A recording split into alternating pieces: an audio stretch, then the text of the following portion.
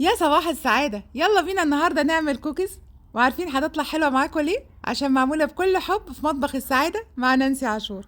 أول حاجة بجيب كوباية من السكر، المفروض هي بني بس أنا ما عنديش سكر بني، حطيت عليه معلقة من العسل الأسود وقلبتها كويس قوي وبقى عندي كوباية سكر بني. حطيت عليها كوباية من الزبدة، ولو عايزينها بالجرامات 200 جرام زبدة على 200 جرام سكر، وقلبتهم كويس قوي. لو ما عنديش العجانة ممكن أقلبهم بإيدي بس أدعكهم في بعض كويس قوي. انزل عليهم ببيضتين بحراره الغرفه. وهتقولي لي بحراره الغرفه ليه يا ننوسه؟ هقول لك عشان الزبده بتاعتي ما تخرصش معايا لو خرجتهم من التلاجة على طول. بعد ما نزلت البيض نزلت عليهم ب 330 جرام من دقيق البسكويت، وعليهم معلقتين من النشا ومعلقتين من الكاكاو الخام، معلقه بيكنج باودر، وفي الاخر الحبشتكنيه بتاعت ننوسه معلقه من اللبن الباودر اللي هو بيبقى محسن خبز طبيعي كده لاي بسكويت او اي حاجه بعملها.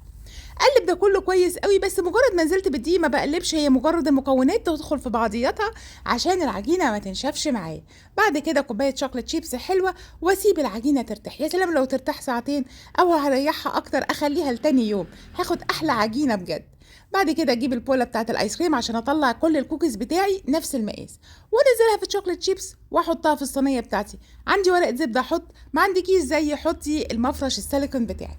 رصيهم كلهم ودخليهم الفرن لمدة 12 دقيقة. بعد كده طلعيهم، وبظهر المعلقة انزلي بواحدة واحدة كده على كل واحداية عشان تاخد شكل الكوكيز. دخليها الفرن تاني لمدة دقيقة واحدة وطلعيها، وهتاكلي أحلى كوكيز، طرية وهشة وفي نفس الوقت مقرمشة من بره.